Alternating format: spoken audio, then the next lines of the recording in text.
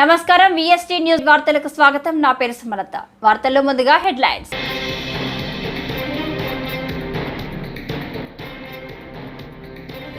ప్రజా దర్బార్ నిర్వహించిన నారా లోకేష్. నియోజకవర్గ సమస్యలను అడిగి తెలుసుకున్న మంత్రి.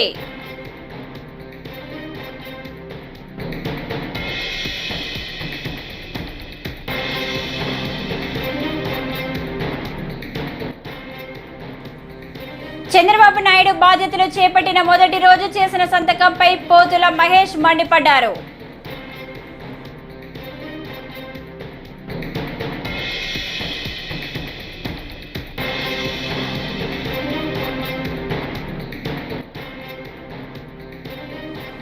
గడిచిన 5 ఏళ్లలో ఆడపిల్లలపై అఘాయిత్యాలు ఎక్కువయ్యాయి. హోంమంత్రి అనిత.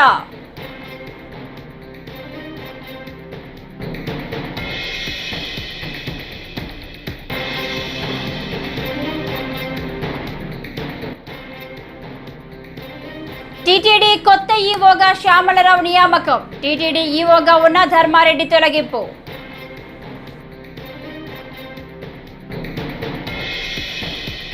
ఇక డీటెయిల్స్ చూస్తే, వైకాపా ప్రభుత్వ పాలనలో ఆడపిల్లలకు రక్షణ లేకుండా పోయిందని హోంమంత్రి వంగలపూడి అనిత అన్నారు. కోనసీమ జిల్లా అంతర్వేది లక్ష్మీ నరసింహస్వామిని ఆమె దర్శించుకున్నారు. అనంతరం నిర్వహించిన మీడియా సమావేశంలో మాట్లాడారు. 5 ఏళ్ల కాలంలో అనేక మంది ఆడపిల్లలపై అఘాయిత్యాలు జరిగాయన్నారు. రాష్ట్రంలో గంజాయి విపరీతంగా పెంచేశారని ఆవేదన వ్యక్తం చేశారు. పోలీస్ వ్యవస్థను వైకాపా ప్రభుత్వం నిర్వీర్యం చేసిందన్నారు. అన్ని అంశాలపై పోలీస్ శాఖ ఉన్నతాధికారులతో సమీక్షిస్తామని తెలిపారు. అంతర్వేది లక్ష్మీ నరసింహస్వామిని దర్శించుకోవడానికి రావడం జరిగింది. నేను ఎన్నికల ప్రచారం కూడా స్టార్ట్ చేసేటప్పుడు కూడా అంతర్వేది వచ్చి లక్ష్మీ నరసింహస్వామిని దర్శించుకొని ఆ తర్వాత ఎన్నికల ప్రచారం కూడా స్టార్ట్ చేయడం జరిగింది. అందులో భాగంగానే గెలిచిన తర్వాత వద్దామని నేను ఇక్కడికి అనుకున్నాను. అందుకే మళ్ళీ ఇక్కడికి వచ్చి లక్ష్మీ నరసింహస్వామిని దర్శనం చేసుకొని స్వామివారి ఆశీస్సులు తీసుకొని రాబోయే కాలంలో యాజ్ ఏ హోమ్ మినిస్టర్గా ఈ రాష్ట్రం తాలూకా రక్షణ విషయంలో కానీ మహిళల తాలూకా భద్రత విషయంలోనే కానీ దైవానుగ్రహం కూడా నా మీద ఉండాలని మనస్ఫూర్తిగా నేను ఇక్కడ కోరుకొని నేను వెళ్తున్నానండి. ఏదైతే చంద్రబాబు నాయుడు గారికి, పవన్ కళ్యాణ్ గారికి, మోడీ గారికి కూడా మంచి ధైర్యాన్ని, అదేవిధంగా అభివృద్ధి పదంలో ముందుకు నడిపించే విధంగా సహాయ తోడ్పాట్లు అందించమని నేను కోరుకోవడం జరిగింది. మేడం, ఇప్పుడు గతంలో మీరు మోర్ కూడా వచ్చారు కదా, ఒక మహిళ సూసైడ్ చేసుకున్నారు. Yes, exactly. అమ్మాయి సూసైడ్ చేసుకుంటే ఇక్కడికి వచ్చి వాళ్ళ ఇంటిని కూడా పరామర్శించడం జరిగింది. అలాంటి సంఘటనలు తిరిగి పునరావృతం కాకుండా ఉండేటట్టుగా పోలీస్ డిపార్ట్మెంట్ వాళ్ళతో కూర్చుని రివ్యూ చేసుకొని డెఫినెట్గా మేమందరం కూడా ఒక పక్క ప్రణాళికతో ముందుకెళ్తాం. ఏదైతే రాష్ట్రంలో గంజాయి డ్రగ్స్ విపరీతంగా పెరిగిపోయి ఉన్నాయి, అదేవిధంగా ఆడపిల్లల మీద అఘాయిత్యాలు కానీ ఆడపిల్లల మిస్సింగ్ కేసులు కానీ చాలా ఎక్కువగా ఉన్నాయి లాస్ట్ 5 ఇయర్స్లో. క్రైమ్ రిపోర్ట్ చూసుకున్నా కూడా చాలా క్రైమ్ రిపోర్ట్ ప్రకారం కూడా అనేకమైన సంఘటనలు జరిగిన దాఖలాలు కూడా అఫీషియల్గా కనిపిస్తున్నాయి. వీటన్నిటినీ కూడా ఓవర్కమ్ చేయడమే కాకుండా ఈ రాష్ట్రంలో ఉన్న మహిళలకే కాదు సామాన్య ప్రజలకి కూడా వాళ్ళ తాలూకా భద్రత, వాళ్ళ ఆస్తుల తాలూకా భద్రత అన్నీ కూడా మేము చూసుకోవాల్సిన అవసరం ఉంది. కాబట్టి దీని మీద పోలీస్ డిపార్ట్మెంట్ వాళ్ళతో మేమందరం కూడా మాట్లాడుకొని తగిన నిర్ణయాలు తీసుకొని యాజ్ ఎర్లీ యాజ్ పాసిబుల్ ప్రజలందరికీ ముందుకు తీసుకొస్తాం. ఆంధ్రప్రదేశ్ ముఖ్యమంత్రి చంద్రబాబు నాయుడు బాధ్యతలు చేపట్టిన మొదటి రోజు చేసిన సంతకంపై శనివారం వైఎస్ఆర్సీపీ పోతుల మహేష్ తీవ్ర స్థాయిలో మండిపడ్డారు. చంద్రబాబు మొదటి సంతకం సామాజిక వర్గాన్ని మోసం చేశారని, జగన్మోహన్ రెడ్డి ముఖ్యమంత్రిగా ఉన్నప్పుడు 10 మందికి ఉప ముఖ్యమంత్రి పదవులు కట్టబెట్టారని, కూటమి గెలిచిన తర్వాత పవన్ కళ్యాణ్కి ఉప ముఖ్యమంత్రి కేటాయించడంపై తీవ్ర స్థాయిలో ఆగ్రహం వ్యక్తం చేశారు. అందరికీ నమస్కారం. చంద్రబాబు నాయుడు గారి కూటమి ప్రభుత్వం అధికారంలోకి రావంగానే సామాజిక న్యాయం ఎక్కడా అని నేను సూటిగా ప్రశ్నిస్తా ఉన్నా. మీ మొదటి సంతకమే సామాజిక మోసంపై చేశారు. సామాజిక మోసంపై చేశారు. బీసీ, ఎస్సీ, ఎస్టీ, ముస్లింలని అగౌరవపరిచారు. మీరు 2019లో ఉప ముఖ్యమంత్రి పదవుల్ని మీరిద్దరికి కేటాయించారు. ఒకటి నిమ్మకాయల చినరాజప్ప గారు కాపు సామాజిక వర్గం, కె కృష్ణమూర్తి గారు బీసీ గౌడ సామాజిక వర్గానికి ఇచ్చారు. మీ తర్వాత జగన్మోహన్ రెడ్డి గారు సామాజిక న్యాయం పాటిస్తూ మీకన్నా మిన్నగా మీరిద్దరికి ఇస్తే జగన్మోహన్ రెడ్డి గారు 10 మందికి ఉప ముఖ్యమంత్రి పదవులు ఇచ్చారు. ఆయన 5 ఏళ్ల పాలనలో బీసీ, ఎస్సీ, ఎస్టీ, ముస్లిం, కాపు వర్గాలకి ఉప ముఖ్యమంత్రి పదవులు ఇచ్చి ఆ సామాజిక వర్గాల ఆత్మ గౌరవాన్ని పెంచారు. సామాజిక న్యాయం చేశారు. సోషల్ ఇంజనీరింగ్లో ఆయన విప్లవాత్మకమైనటువంటి మార్పులు తెచ్చేటువంటి ప్రయత్నం చేశారు. మీరు అంతకన్నా మిన్నగా చేయాలి.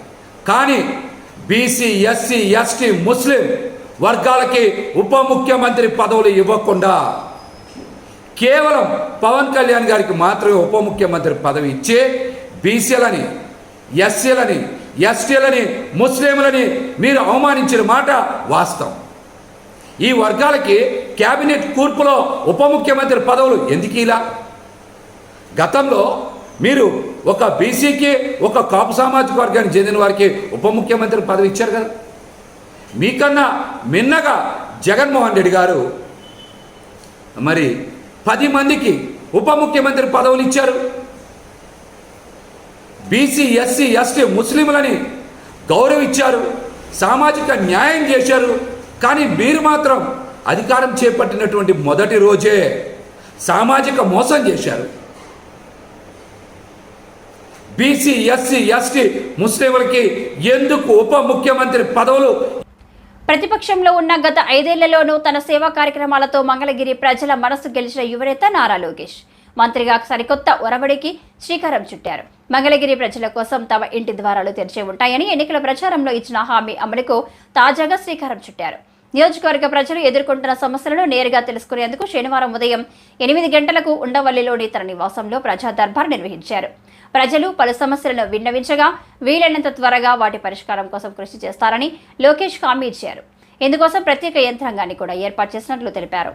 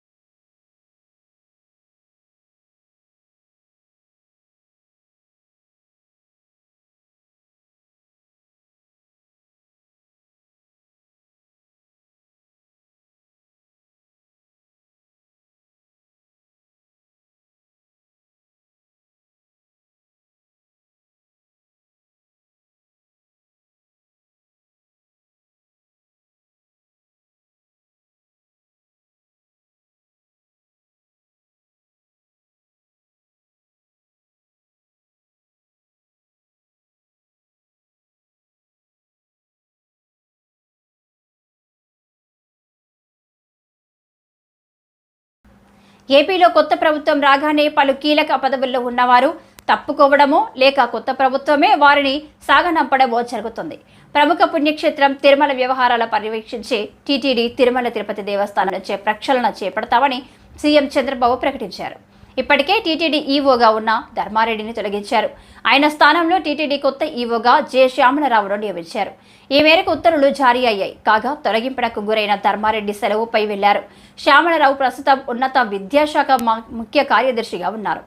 ఆయన గతంలో జలవనరుల శాఖ ముఖ్య కార్యదర్శిగా కూడా పనిచేశారు.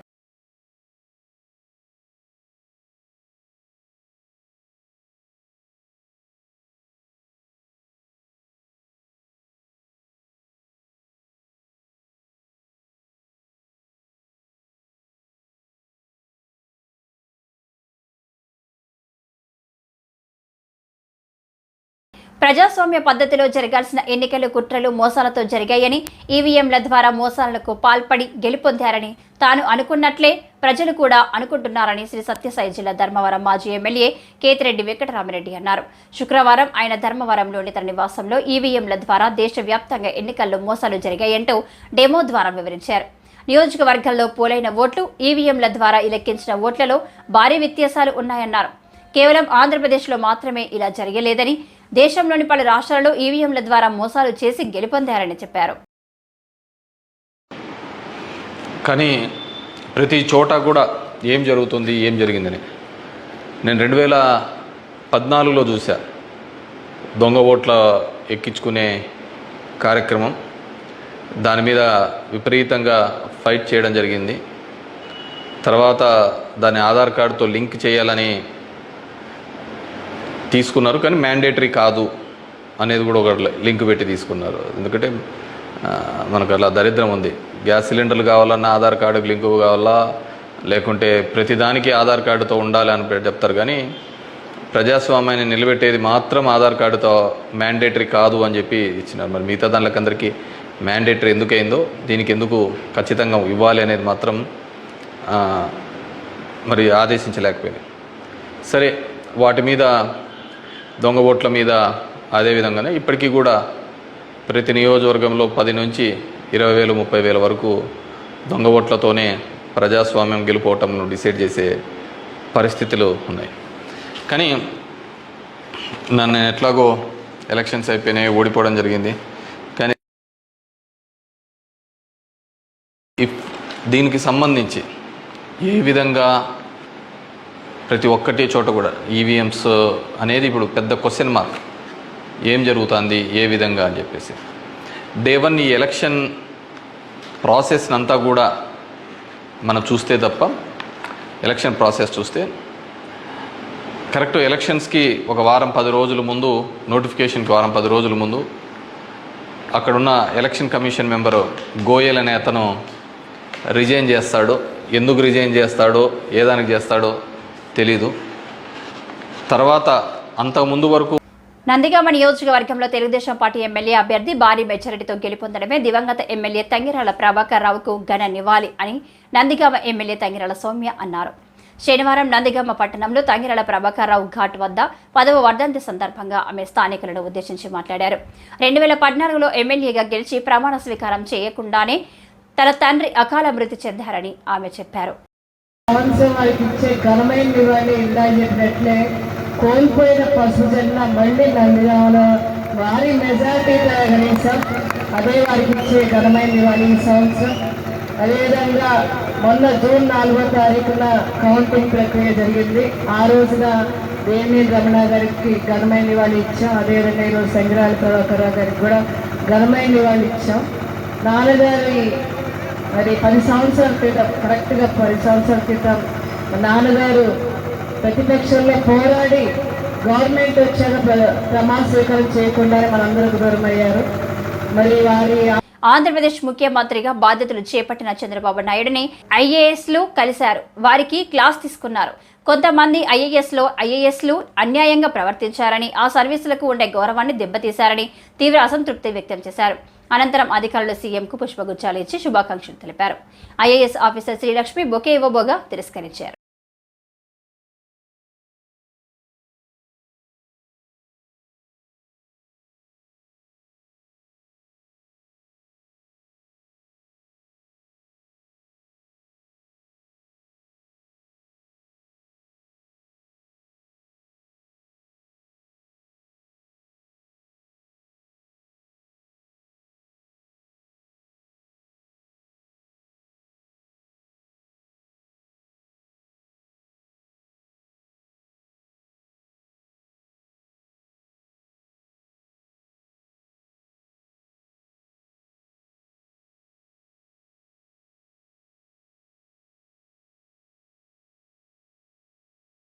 బీఎస్ఎన్ఎల్ను సాంకేతికంగా ఆధునీకరించేందుకు చర్యలు చేపడుతున్నామని Andhra Pradesh telecom circle chief general manager Seshachalam తెలిపారు. ఇందులో భాగంగా రాష్ట్రంలోని వివిధ ప్రాంతాల్లో బీఎస్ఎన్ఎల్ ఆస్తులను అమ్మకం మరియు లీజుకు ఇచ్చేందుకు నిర్ణయించామని తెలిపారు. విజయవాడ చుట్టుగుండా వద్ద ఉన్న బీఎస్ఎన్ఎల్ కార్యాలయం వద్ద ఏర్పాటు చేసిన మీడియా సమావేశంలో వివరాలు వెల్లడించారు. నమస్కారం అండి, నా పేరు శేషాచలం. నేను chief general manager AP telecom circle BSNL Vijayawada నుంచి మాట్లాడుతున్నాను. ఈరోజు ప్రెస్ కాన్ఫరెన్స్ ముఖ్యంగా బిఎస్ఎన్ఎల్ ఏపీలో ల్యాండ్స్ మానిటైజ్ చేయడానికి బిడ్డింగ్ అంటూ స్టార్ట్ అయిందండి. ఇది నిన్న 13వ తారీఖు జూన్ నుంచి 1వ తారీఖు 1 జూలై వరకు బిడ్డింగ్ జరుగుతుంది. దీనికి ఇంట్రెస్ట్ ఉండే వాళ్ళందరూ కూడాను మా వెబ్సైట్లో విజిట్ చేయడం ద్వారా మీరు రిజిస్టర్ చేసుకోవచ్చు. MSTC ద్వారా దీని సేల్ జరుగుతుంది, తర్వాత ఆక్షన్ కూడా జరుగుతుంది. ఈ ల్యాండ్స్ ముఖ్యంగా మనకి చాలా ముఖ్యమైన లొకేషన్స్లో ఉన్నాయి. అది మనకి కృష్ణాలో అయితే మనకి కొండపల్లిలో ఉందండి, అదేవిధంగా పాలకొల్లులో ఉంది, అదేవిధంగా తునిలో కూడాను మనకి ఉన్నాయి. ఈ ల్యాండ్స్ ఆల్మోస్ట్ మెయిన్ ఏరియాస్లో ఉన్నాయి. ల్యాండ్ మెయిన్ రోడ్డుకి ఆనుకొని ఉన్నాయి. చాలా కమర్షియల్లీ వాల్యుబుల్ ల్యాండ్స్. ఆల్మోస్ట్ ఒక్కొక్క ల్యాండ్ 10 to 12 వర్క్స్ వరకు మనము 10 to 12 crores వరకు మనము దాన్ని బేస్ ప్రైస్ ఇచ్చాము వాటికి. దాని మీద యాక్చువల్గా బిడ్డింగ్ ప్రకారంగా రేట్స్ జరుగుతాయి. ఒక్కొక్కటి ఆల్మోస్ట్ 1.5 acre వరకు ఉన్నాయండి. పాలకొల్లు మటుకు ఆల్మోస్ట్ 1 acre అంటే 4,000 square meters 4,500 square meters ఉంది. మిగతావన్నీ 1.5 acres వరకు ఉన్నాయి చాలా మంచి లొకేషన్స్లో. సో BSNL మనకి మీ అందరికీ తెలిసిన విషయమే. విజయవాడ కృష్ణలంకలోని ఎస్వి రెడ్డి మున్సిపల్ కార్పొరేషన్ హైస్కూల్లో విద్యార్థులకు శుక్రవారం పుస్తకాల పంపిణీ కార్యక్రమం జరిగింది. ఈ కార్యక్రమానికి ఎమ్మెల్యే గద్దె రామ్మోహన్ అతిథిగా హాజరయ్యి విద్యార్థులకు పుస్తకాలను అందజేశారు. ఆయన మీడియాతో మాట్లాడుతూ పేదల బ్రతుకులను మార్చేది విద్య మాత్రమేనన్నారు. ప్రభుత్వ పాఠశాలలో చదువుకునే విద్యార్థులను అన్ని విధాలా ప్రోత్సహించేలా ప్రభుత్వాలు పనిచేస్తున్నాయని చెప్పారు.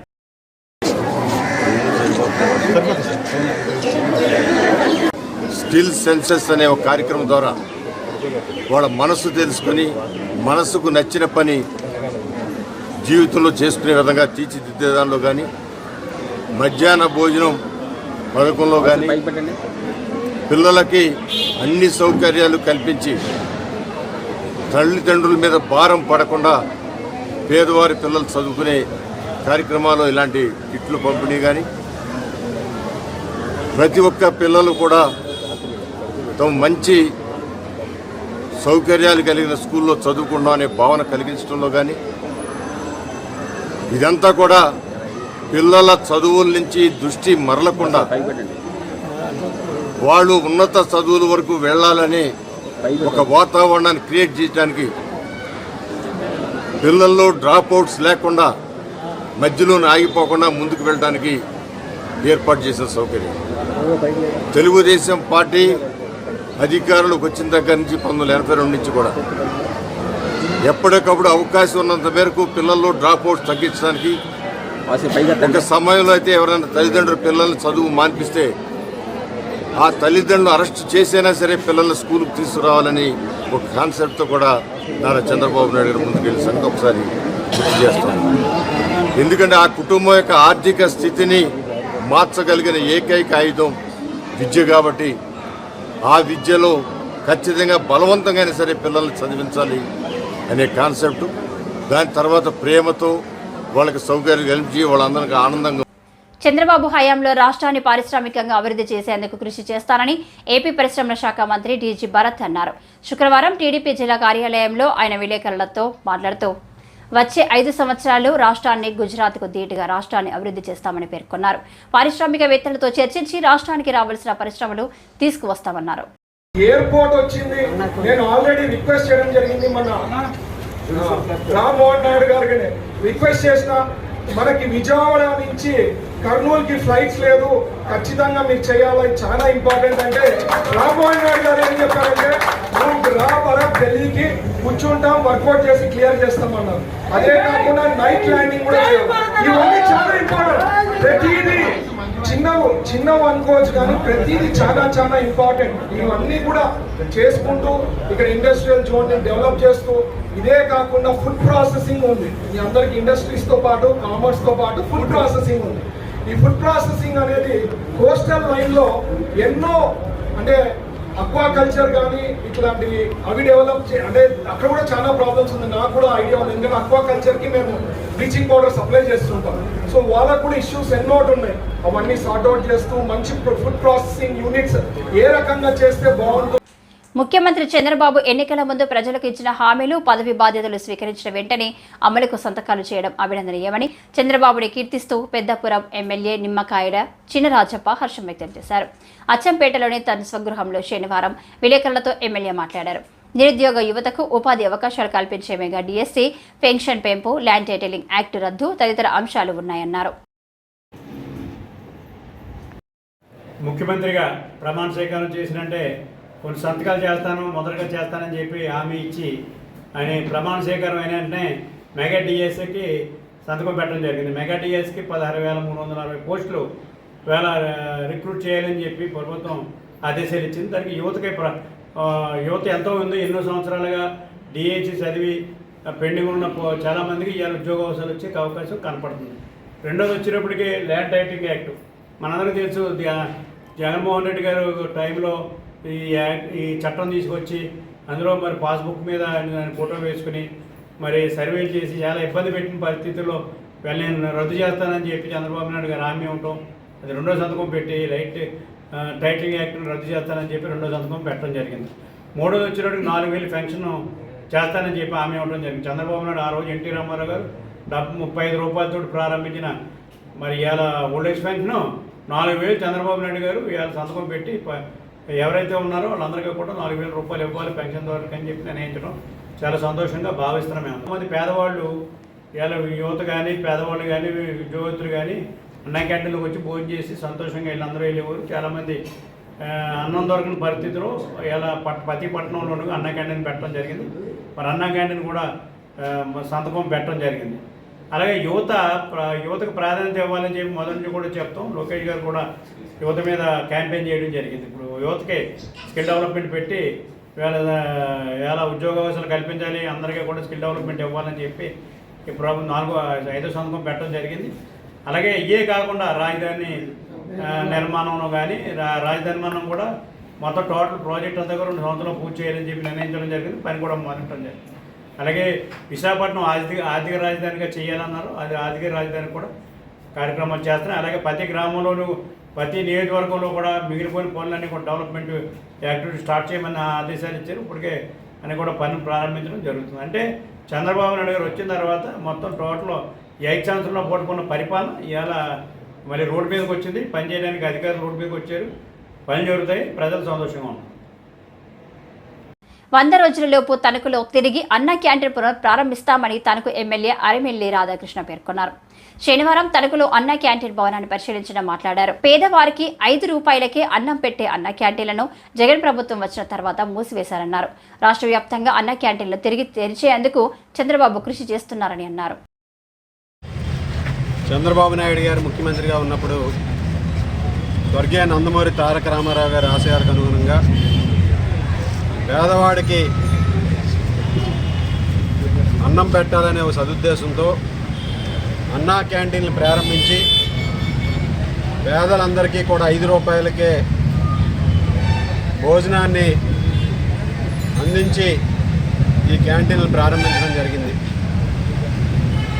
దురదృష్టవశాత్తు 2019లో అధికారంలోకి వచ్చినటువంటి జగన్మోహన్ రెడ్డి ఈ అన్నా క్యాంటీన్ని ఏకపక్షంగా మూసివేసి వాటన్నిటినీ కూడా నిరుపయోగంగా ఉంచి 5 సంవత్సరాలు పేదలందరికీ కూడా అన్నా క్యాంటీన్ అందించే సేవలన్నింటినీ కూడా దూరం చేసినటువంటి దుర్మార్గుడు జగన్మోహన్ రెడ్డి. వీళ్ళు ఇదే స్థలంలో అన్నా క్యాంటీన్ ప్రారంభించి గతంలో పేదలందరికీ 5 రూపాయలకే భోజనం పెడితే వైఎస్ఆర్ కాంగ్రెస్ పార్టీ 2019లో అధికారంలోకి వచ్చిన తర్వాత ఇక్కడ స్థానికంగా ఆ రోజు ఉన్నటువంటి శాసనసభ్యుడు రాజన్న క్యాంటీన్ అని ప్రారంభించి 3 రోజుల్లో మూసేశాడు.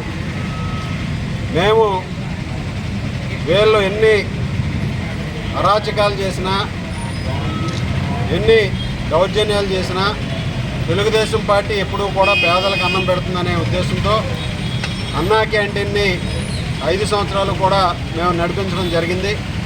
ఈరోజు మరలా తెలుగుదేశం ప్రభుత్వం అధికారంలోకి వచ్చింది. ఇక్కడ ఉన్నటువంటి అన్నా క్యాంటీన్ని రాబోయే 100 రోజుల్లో పునఃప్రారంభించి పేద ప్రజలందరికీ కూడా 5 రూపాయలకే భోజనం పెట్టే విధంగా కూడా చర్యలు తీసుకుంటున్నామని సందర్భంగా తెలియజేసుకుంటూ గౌరవ ముఖ్యమంత్రి శ్రీ నారా చంద్రబాబు నాయుడు గారు దాని మీద అన్నా క్యాంటీన్లు ప్రారంభించడానికి ఇప్పటికే నిర్ణయం తీసుకుని దానికి సంబంధించినటువంటి పనులన్నింటినీ కూడా ప్రారంభించి 100 రోజుల్లో రాష్ట్ర వ్యాప్తంగా అన్నా క్యాంటీన్లన్నింటినీ కూడా పునఃప్రారంభించే విధంగా చర్యలు తీసుకుంటూ ముందుకు వెళ్తున్నామని సందర్భంగా తెలియజేసుకుంటున్నాం. పవన్ కళ్యాణ్ ఎన్నికల్లో గెలిస్తే కాలినడకన శ్రీవారిని దర్శించుకుంటారని మొక్కుకున్నారట. ఇప్పుడు పవన్ గెలిచి ఉప ముఖ్యమంత్రి అవ్వడంతో తన కోరిక తీరడంతో మొక్కు చెల్లించాలని తాను కాలినడకన తిరుమల వెళ్తున్నట్లు తెలిపిన హీరో సాయి ధరమ్ తేజ్ అలిపిరి మెట్ల మార్గంలో కొండపైకి చేరుకోగా విఐపి బ్రేక్ సమయంలో శ్రీవారిని దర్శించుకోనున్న Sai Dharam Teja.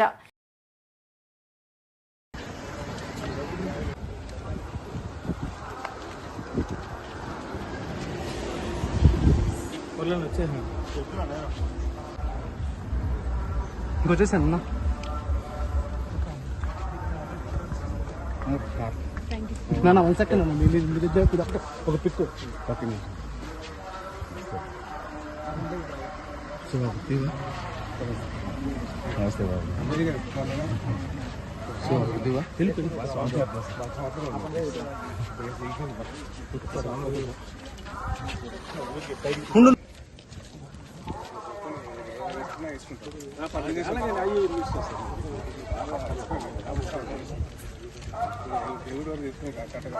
Sir 1 second sir.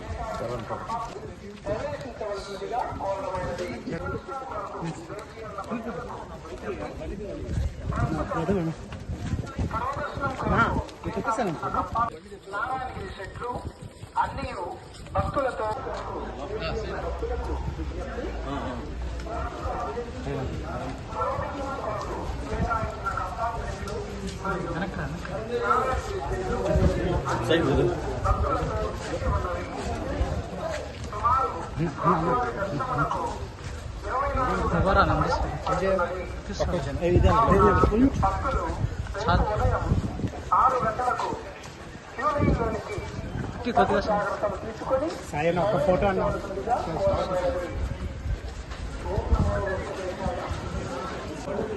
కొడతా పోరా ఫోటో ఫోటో ఫోటో